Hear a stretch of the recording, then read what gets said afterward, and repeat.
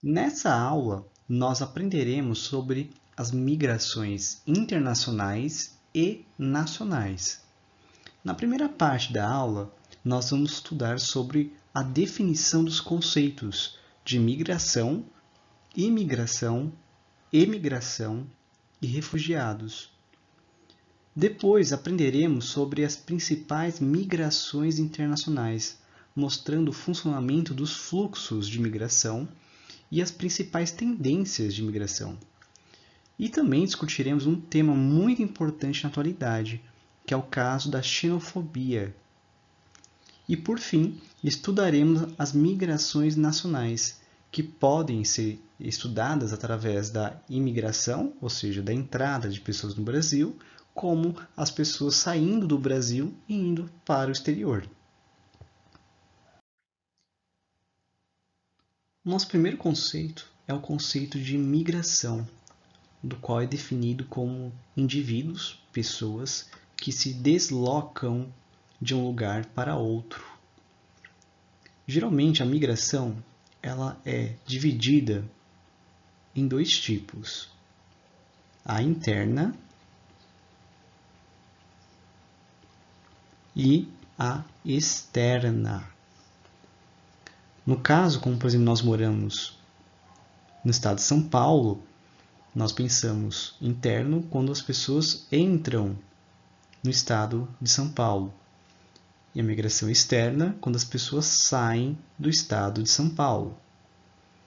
Existe também algumas pessoas que utilizam migração externa para se referir a país, que é o caso, por exemplo, nós temos em relação a imigrante e emigrante. Vamos discutir agora dois conceitos muito importantes, então muita atenção. O conceito de imigrante, com I, que significa uma pessoa que entra em um lugar a fim de morar. Isso aqui é fundamental para que vocês lembrem que isso requer, então, fixação. É um deslocamento com a intenção de morar em um lugar novo, em um país novo. Geralmente o termo imigrante e emigrante confunde muitos alunos, então muita atenção para entender a diferença, porque ambos conceitos são relativos, dependem do ponto de vista, dependem das relações. Por exemplo, nós dizemos que imigrante, no caso, uma pessoa que sai da Itália e vem para o Brasil. A pessoa que sai da Itália e vem em direção para o Brasil terá, portanto, para nós brasileiros, nós vamos chamar esse italiano de imigrante.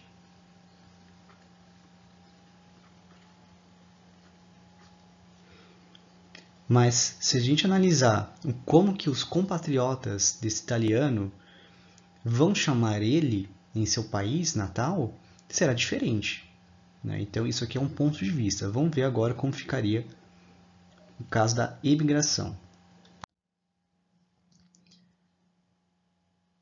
O caso do imigrante é quando uma pessoa sai de um lugar para morar em outro. Lembrar que é fixação também.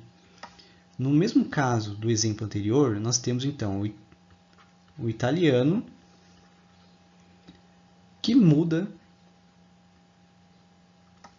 para o Brasil. Nós tínhamos falado que para nós brasileiros, esse italiano, então, que veio em direção ao Brasil, ele é um imigrante. E agora, no caso contrário, de como seria chamado para seus compatriotas italianos, seria o termo emigrante.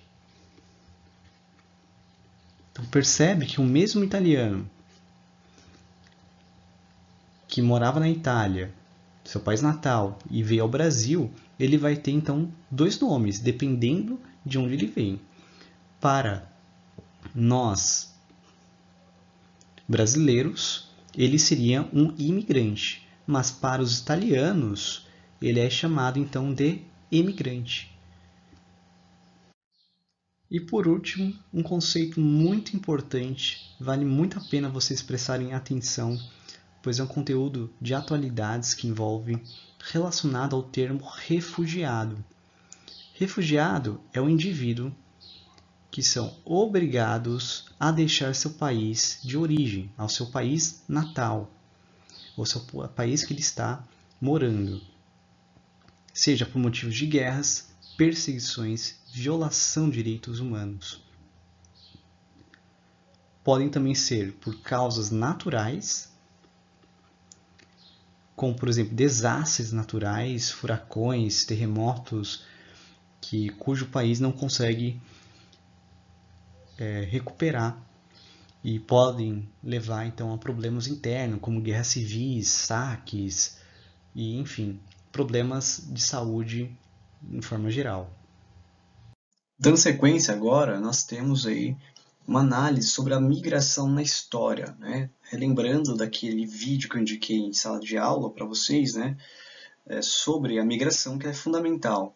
Então, assistir ele é importante. Ao longo da história, nós tivemos aqui 4 momentos importantes sobre a questão da migração na história. Primeiro, a questão da antiguidade, da Idade Média, em que havia os nômades, que eram grupos que precisavam caçar, então tinha um intenso deslocamento. Havia os grupos também semi-nômades, né, que eles eram praticamente sedentários, mas também tinham a caça. E depois, quando o homem se fixa, e nesse momento aí isso diminui a quantidade de migrações ao longo da história. Muitos impérios, como a gente viu na história, elas tiveram uma expansão, e sem dúvida isso também levou a um processo enorme das migrações. Então a expansão é muito responsável também pelo deslocamento do ser humano. A expansão islâmica, que vai levar ao califado, vai levar ao império muçulmano ao norte, por exemplo, da África, ao Oriente Médio, e até a invasão também no continente europeu, elas também foram fundamentais para expandir isso. Né? Lembrando que migração, gente, ela tem muitos pontos positivos, né? Como trocas culturais, por exemplo, é uma dessas coisas. Muitas palavras que nós temos no nosso dia a dia, elas foram retiradas desses momentos, né, de expansão, de invasão, e obviamente a migração ela contribui muito com a história e com a geografia, sem dúvidas. Né? Por exemplo, a palavra enxaqueca, por exemplo, é de origem islâmica. Então existem muitas dessas palavras no nosso dia a dia que são, digamos assim, heranças culturais que nós tivemos. Continuando, nós temos aqui no B a expansão marítima europeia no século XIX. Né? Então, a expansão marítima, quando os portugueses e espanhóis lançam o ultramar, também vão ser fundamentais. E elas vão ser fundamentais para expandir também a circulação de pessoas. E aí, um dos momentos, né, que a gente sempre fala, colonialismo, depois a partilha imperialista, que é outro momento diferente, né, que vai ser no século XIX, ela também vai levar muitos europeus indo ocupar as regiões da África e da Ásia. As perseguições religiosas na Europa, por exemplo, nós podemos citar o caso aqui da Inglaterra tendo a perseguição com os cristãos, por exemplo, né, e entre outras religiões, que ao longo da história inglesa vai levar então ao deslocamento de pessoas, e um desses casos foi justamente a ida, né, de pessoas da religião anglicana para os Estados Unidos. Aqui nós temos os Estados Unidos como ponto central de atração de imigrantes. Isso aqui, gente, há muito tempo a questão de imigração nos Estados Unidos é debatida. No começo dos Estados Unidos, eles são praticamente elaborados por várias etnias, ou seja, por vários grupos imigrantes. E também lembrar da questão do tráfico de pessoas, principalmente na época do colonialismo, em que aí africanos vão vir para o Brasil. Já na primeira metade do século XX, nós temos aqui as guerras mundiais de migrações, o nazismo e a diáspora judaica, que vão ajudar também a esse crescimento da expansão das pessoas. Lembrando que as pessoas perseguidas, pelo nazismo tiveram então um grande número de saída de pessoas. E aí esse termo, nós usamos diáspora, que se remete a uma grande quantidade de pessoas saindo das suas regiões natais para tentar se salvar. E aí, nesse processo, o nazismo, que caçava judeus, ele justamente teve uma grande responsabilidade para essa expansão do judaísmo para vários países. Muitos judeus foram para os Estados Unidos e até lá hoje continuam. E aí, o último ponto nosso, as migrações internacionais recentes, que nós temos 3 pontos. Primeiro, o pós-Segunda Guerra Mundial, em que ele está relacionado com 3 grandes processos, ou seja, desde 1945. Nós temos a descolonização afro-asiática, ou seja, quando houve a independência dos países africanos e asiáticos. Nós usamos o termo descolonização porque elas não foram essas independências feitas pela própria população, mas sim quanto as metrópoles realmente descolonizaram. Eles quiseram fazer o processo de independência por eles. Dá uma grande diferença na parte da história. Outro ponto também fundamental são as pessoas que retornaram pós Segunda Guerra Mundial para suas regiões de origem. No caso, Europa e Japão tiveram um grande número de retomadas de pessoas que voltaram pós Segunda Guerra Mundial.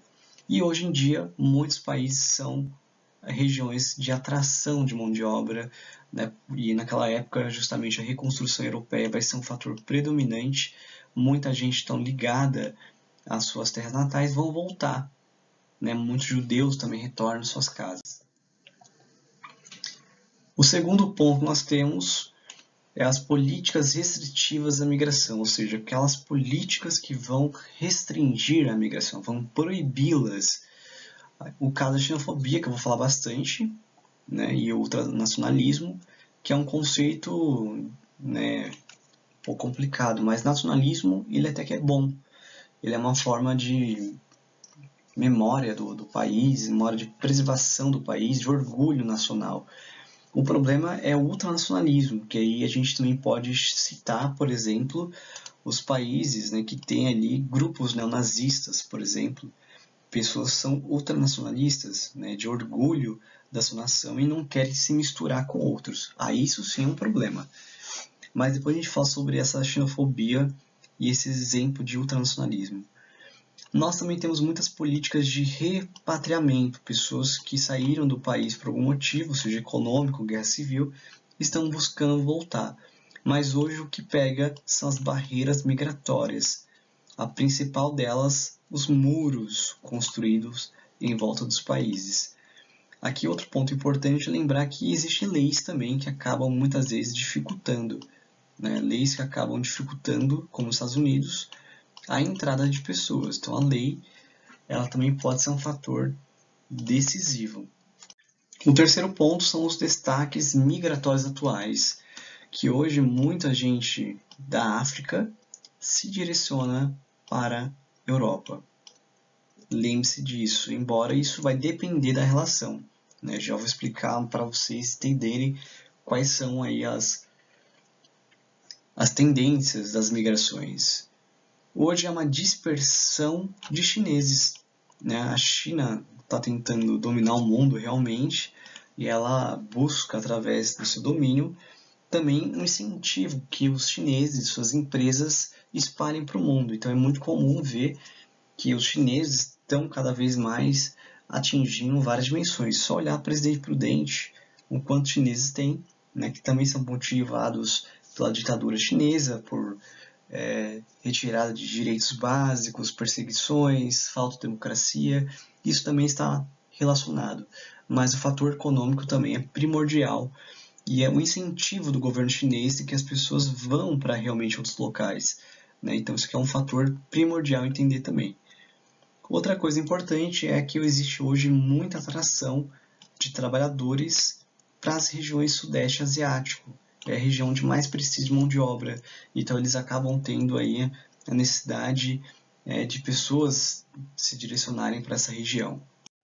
Vamos agora abordar sobre os fatores migratórios.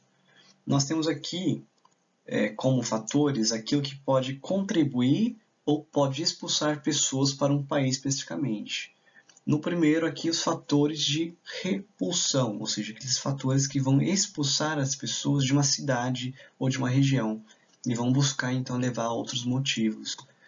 Nós temos aqui então a questão dos problemas socioeconômicos, né, ou seja, crises econômicas que acabam então limitando o país, limitando o crescimento, e aí as pessoas buscam então melhorias de vida para outro país.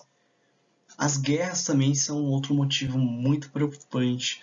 E esse, aliás, é um dos motivos que mais levam à saída de pessoas. As guerras civis que acontecem no país. E as pessoas, para tentar fugir, então, buscam, né, ir para outras regiões. Outro motivo, né, que está relacionado às guerras também, mas podem ser por outros motivos. Às vezes um país não entra em guerra especificamente, mas acaba tendo perseguições contra uma ideologia, perseguições contra uma religião, perseguição contra um grupo específico, uma etnia específica, enfim, são aí perseguições contra pessoas que acabam então fazendo uma grande quantidade de pessoas saírem. O continente africano, infelizmente, ainda tem muito dessas guerras e perseguições também. Outro ponto, né, que esse acaba sendo a questão específica de umas regiões, são os problemas ambientais. E ambientais em que sentidos? Como secas em grande intensidade, regiões que não têm, por exemplo, uma agricultura avançada, não têm um solo bom, eles acabam ficando limitados então à sua produção alimentar.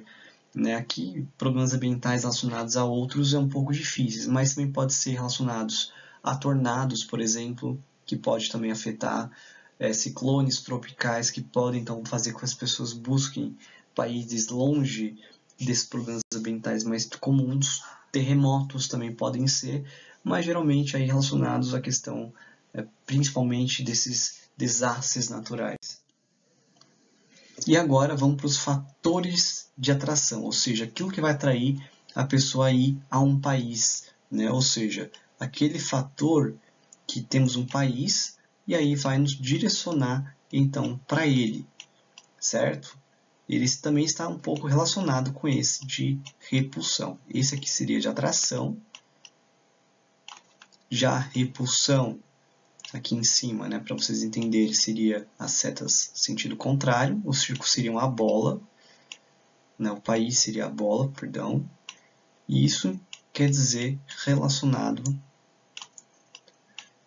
à repulsão. Então, atração e repulsão são duas coisas diferentes, é importante entender a relação entre eles, certo? Então, aqui o círculo seria o país, repulsão seria a expulsão dele para outros, e atração seria já aquilo que vai levar a outro país. Com fatores, então, são totalmente adversos, contrários, diferentes do fator de repulsão. Se um tem os problemas socioeconômicos, o outro ele tem as condições sociopolíticas favoráveis. Então, economia boa, política boa, democracia boa, ambientes econômicos dinâmicos, né? Ou seja, você tem tração econômica positiva, condições de emprego, possibilidade de melhoria de vida, né? Então, nós temos aqui vários fatores fundamentais. E esse é o mais importante. O que leva uma pessoa a sair de um país e a outro é a afinidade linguística e a proximidade espacial. Por exemplo, uma pessoa que não fala inglês, por exemplo, um brasileiro, ele vai ter dificuldades de ir para os Estados Unidos. A não ser que ele tenha condições de pagar um curso lá e viver de forma sofrível. Mas ele vai preferir, então, os países com que ele tem mais afinidade linguística, ou seja, tenha conhecimentos da língua ou até cultural também. Esse é um fator predominante, né? Imagina que você sabe inglês, por exemplo, sabe uma outra língua, mas você não quer ir para um país islâmico, por exemplo. A língua vai ser diferente, a cultura vai ser diferente, a religião vai ser diferente. Para as mulheres fica mais difícil. Enfim, né? Esses são fatores extremamente importantes. E aí tem a questão da proximidade espacial também, que é outro fator que pode contribuir também. Estudos vêm mostrando que pessoas, ao invés, né, de deslocamentos grandes, eles buscam a proximidade com o seu país. E talvez eles irem para países tão longes, como Estados Unidos, Europa, por exemplo, alguns países africanos estão tendo migrações dentro do seu continente, ou seja, de um país africano para um outro país africano. E isso é uma forma que vem tendo essa tendência ultimamente. No ponto C, nós temos aqui a questão da condição jurídica dos migrantes. Lembrar muito o que nós falamos aqui de legalidade e ilegalidade. Existem muitos migrantes que buscam de forma legal, ou seja, através da legislação, entrar em um país.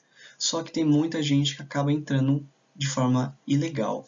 A esse grupo de legais imigrantes, nós temos muitas pessoas que às vezes vão para turismo em uma região e aí acabam permanecendo no país. Lembrando que quando você entra, você tem um visto, dependendo de qual região for. E aí você tem uma quantidade de tempo para cada um deles, né? Cada país varia, mas geralmente são 15 dias mais ou menos, que aí passados esses 15 dias, dependendo se é para turismo, você tem que ir e renovar esse período dentro do país. Aqui, infelizmente, nós também temos outros nomes, tá? A gente chama, e aí é uma questão muito emblemática, pois esse termo ilegalidade é um termo muito complexo. Muitos preferem o termo indocumentado.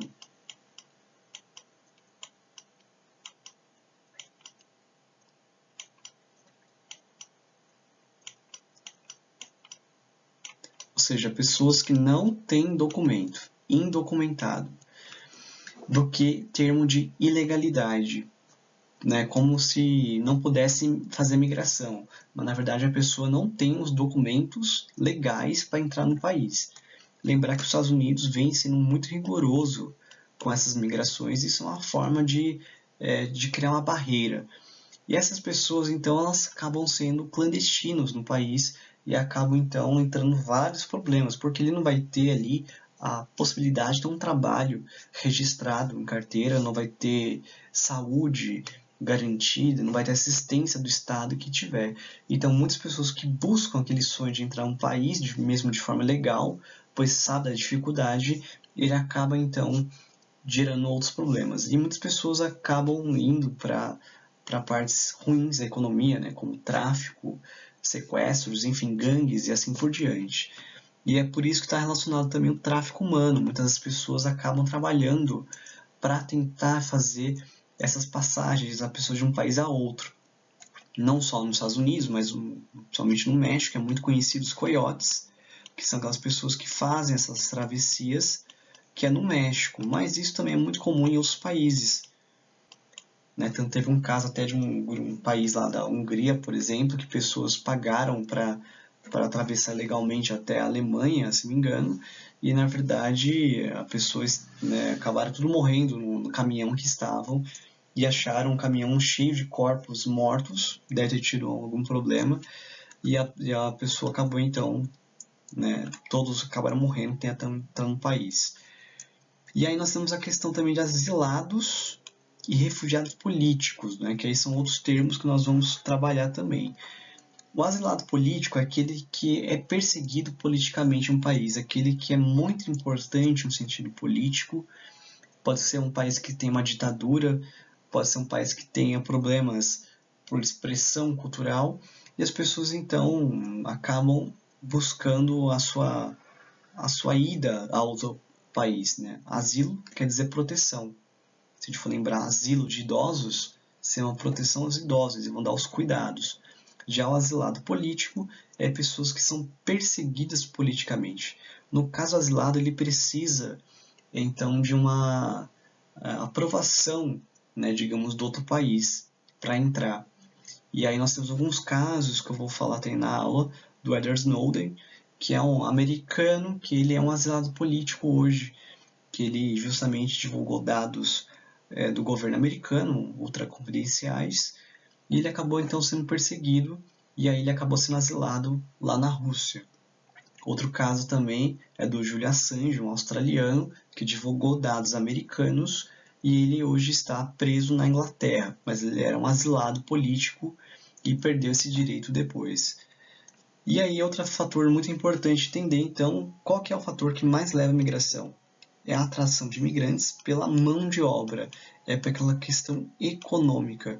E isso acontece de países subdesenvolvidos para países desenvolvidos. Nós agora temos aqui os principais fluxos migratórios do século XX, início do século XXI. É fundamental esse mapa. Olhem só como nós temos aqui principais fluxos. Olha na África aqui, como vem de uma região da África Central e vai para a região da África do Sul. Pessoas que saem do Sudão, Somália, e vão aqui na região da península, né, justamente dos países árabicos. E aí você repara que algumas pessoas da região da Europa partem para os Estados Unidos. Ou seja, você repara que não é aquela visão que nós tínhamos antes, né? Que geralmente é pessoas que já saem de um país, já vai para aquele país extremamente desenvolvido. Pela dificuldade econômica, né, que eles têm, vão passar, o custo de vida maior. Então, muitas vezes é um tiro no pé. A pessoa que quer melhorias de vida ir para um país mais caro que as suas condições de vida, sabendo que você não vai ter um bom emprego. Mesmo com uma boa faculdade, por exemplo, no Brasil, você não vai conseguir um emprego nos Estados Unidos. Né? Não naquele que você se formou. Geralmente você vai trabalhar como babá, como secretário, como limpezas, fast food, por exemplo, porque eles não vão validar o seu diploma. Então, muitas pessoas acabam tendo aquelas migrações muito próximas. Reparem aqui no Sudeste Asiático, indo para a Austrália, indo para a China, Coreia do Sul indo para o Japão, por exemplo, e assim por diante, né? Alguns países da Península Indo-Asiática indo para a Turquia, indo para a Europa, por exemplo, certo? Isso, então, depende das regiões. Aqui nós temos um ponto muito importante que é chamada crise humanitária. Essa crise humanitária está no mundo por conta, principalmente, das guerras que vêm acontecendo na região, né? Ou seja, nós temos o caso da Síria, por exemplo, que é um fator primordial, que a guerra civil no país levou então a um número muito alto de refugiados. Olha a quantidade de refugiados, 65,3 milhões. Isso aqui já está ultrapassando esse dado. Esse dado deve ser 1000 vezes maior, que é equivalente a 816 estádios do Maracanã antes da reforma que o estádio passou, né? Que hoje acaba tendo até menos pessoas. Esse estádio, né, por exemplo, a quantidade é assustador. E essa crise de refugiados, ou crise humanitária, como a gente chama, né, é o mesmo nome, é justamente por conta do que fazer com esses refugiados. E aí nós temos várias discussões. Uma informação importante é que a Alemanha é o país que mais recebe refugiados. Há países que eles têm uma ameaça terrorista maior e por isso eles acabam tendo atos de xenofobia contra essas pessoas, né? Já vou citar para vocês o que significa isso. Ou seja, só para vocês entenderem qual que é a lógica da discussão. Muitas pessoas com medo do terrorismo, de ataques terroristas, eles acabam então sendo preconceituosos contra as pessoas. Aqui um outro mapa importante mostrando as rotas de travessia pelo Mediterrâneo. Muitas pessoas do Oriente Médio, da África, que tiveram várias crises econômicas e políticas, tiveram suas guerras civis. E aí teve até a Primavera Árabe em 2011, que levou então ao aumento de pessoas saindo de suas regiões. E tem algumas regiões que acabam então até concentrando essa quantidade de pessoas que vão buscar sua saída de suas regiões para outras. Né? No caso aqui, dessa região em vermelho que eu pintei, indo para a França, por exemplo. Ou indo, por exemplo, para a Grécia, Ou seja, existem muitas pessoas que estão tentando essa migração e passam pela região do mar Mediterrâneo, né, que é esse mar que nós estamos vendo aqui, e justamente tentam chegar aos países europeus, que são em melhores qualidades, né? Aqui, no caso, as pessoas que estão indo, elas estão sendo obrigadas por conta das guerras que estão acontecendo, principalmente da Síria, que vem pela Turquia, aí vem da Grécia, né? Ultrapassa da Turquia para a Grécia e vai entrando no país. E muitas pessoas se fazendo refugiados estão entrando nos países e acabam, de certa forma, também aumentando esse medo das pessoas europeias por conta da crise econômica que rolou desde 2011 nos países europeus, vem acontecendo então esse aumento de ataques de xenofobia.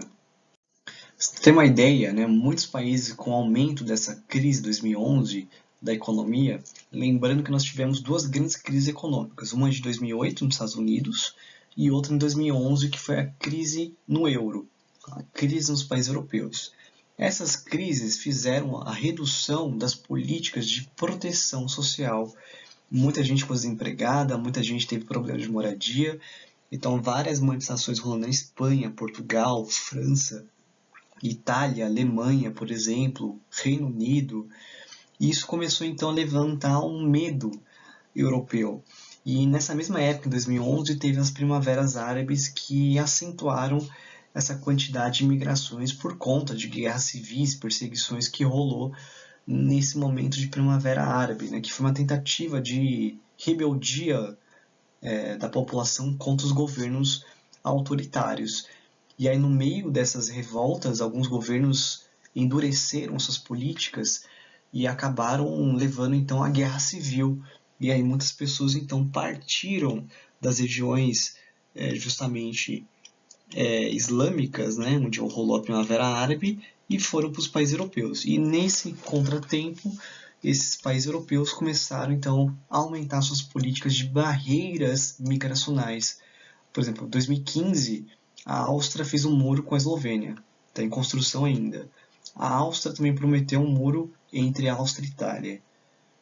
Na França, construíram, né, em Calais aqui, um muro de 4 metros de altura para impedir que pessoas venham de outras regiões.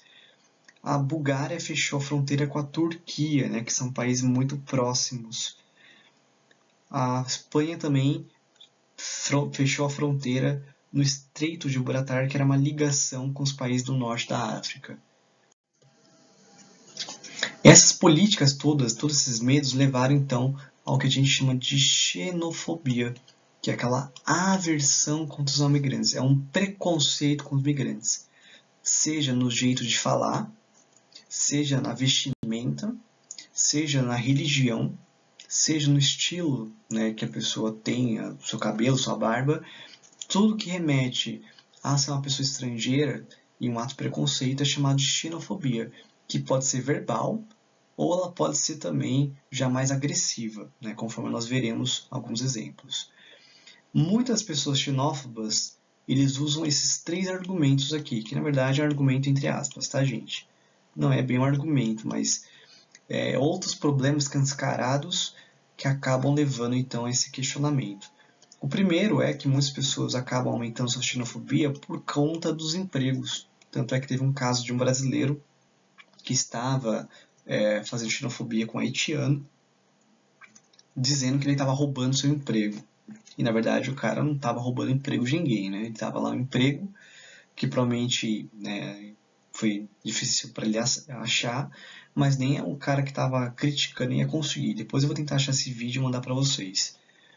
Outro, aumento de gastos sociais, né, com a previdência, questão de seguro-desemprego, tudo isso começou a aumentar esses atos de xenofobia. E outro é o medo de perda de identidade cultural, que está ligado àquele sentimento nacionalista, que nós vamos ver alguns grupos nacionalistas.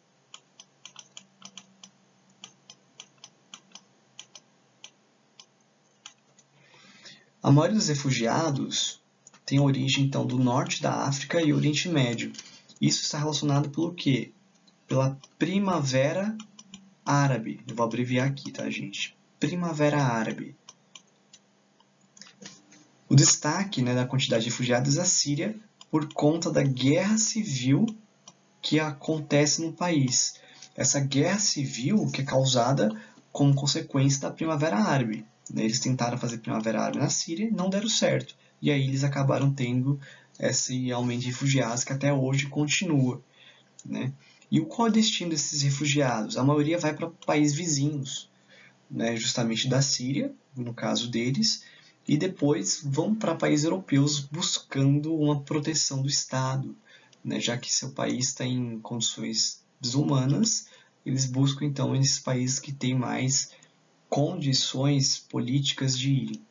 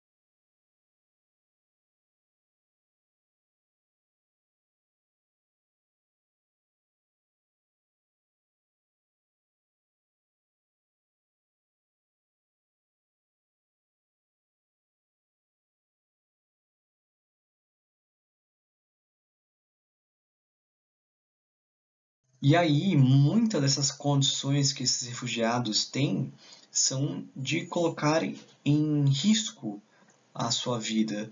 E aqui nós temos imagens que ganharam prêmios, né, de fotografia mostrando, né, uma criança de 3 anos, a Síria, passando aqui pela cerca, né, o arame farpado. Olha o risco que coloca a criança. Então, muitas das questões dos refugiados são pessoas que têm crianças, pessoas idosas, pessoas que não têm condições de ir para a guerra, né, e mulheres também tentando recuperar sua vida. Lembrando, olha só que a Síria está desde 2011 em guerra, nós estamos em 2020. Olha quanto tempo nós passamos de guerra. E aqui nós temos, então, realidades em lugares diferentes. Aqui é uma pessoa fugindo de Kosovo, que é uma região da leste europeu, que foi em 2000. E a outra imagem aqui é de imigrantes rumo à Europa, que é de 2016, né? Então, olha só a situação que muitas pessoas passam para chegar a outro país. Um terceiro exemplo de xenofobia foi registrado aqui no Brasil, no estado de Roraima, em 2018, com um grupo de venezuelanos que estavam em campo de refugiados.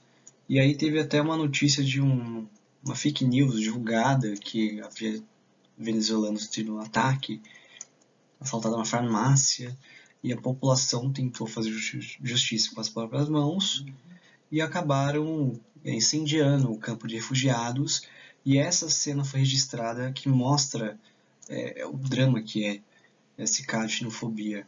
Né? Lembrando que na Venezuela há uma crise econômica e política muito forte, que muita população está sem condições de sobreviver, e eles foram obrigados a sair de seu país e buscar entrar no Brasil, e lá em Roraima eles não tinham preparo nenhum e acabaram incendiando. Aqui tem imagem de um pai com uma criança no colo, no meio-fio, sentados, chorando, depois que perdeu tudo praticamente no campo de refugiados.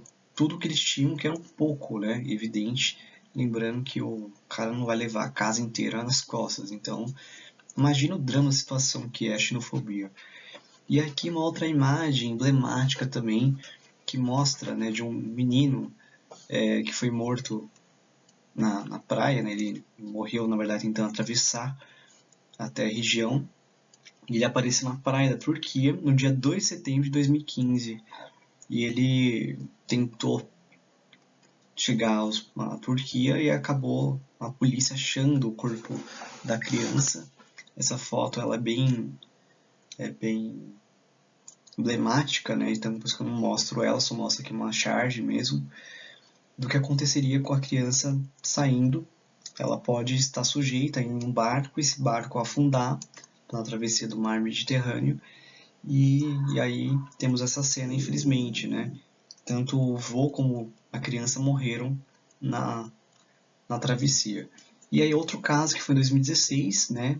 O caso de uma criança que estava brincando com um irmãozinho, um amigo deles, e do nada teve justamente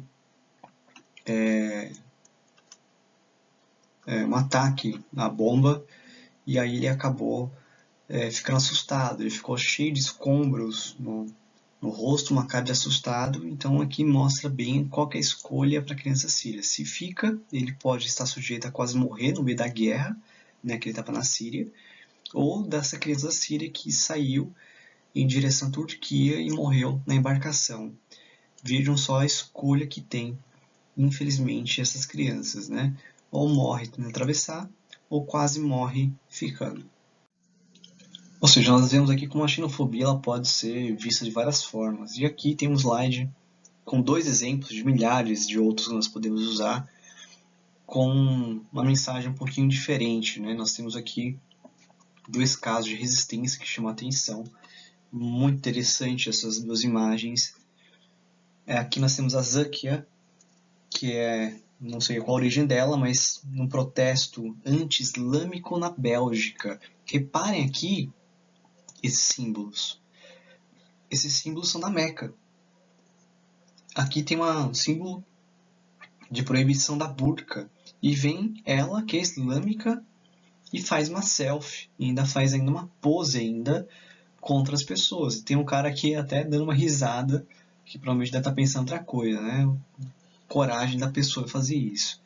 E aqui uma outra imagem de uma ativista negra na Suécia desafiando grupos neonazistas, que infelizmente esses grupos neonazistas, ou até como a gente já falou, ultranacionalistas, que querem justamente não terem a sua cultura manchada por outras, ter um discurso de ódio contra negros, contra gays, contra lésbicas e contra pessoas de outras religiões. E hoje em dia há um nome específico dessa xenofobia que é islamofobia. É só trocar o xenofobia por islamofobia, né, que é relativa a pessoas islâmicas. Aqui no caso da mulher, que é negra, né, no caso não necessariamente ela é islâmica, mas ela até poderia ser, dependendo da região que ela vem. Não sabemos, mas aqui ela com os punhos erguidos, justamente confrontando esse grupo neonazista que tem o ódio, né, primordial do nazismo contra negros. E justamente esse grupo andando, ignorando ela, mas isso mostra bem a questão preconceituosa que tem essas pessoas, lembrando que a maioria dos africanos, né, justamente os negros, são de origem africana, então eles são imigrantes de certa forma, e atos contra ele, além de racismo, também muitas vezes pode ser xenofobia também.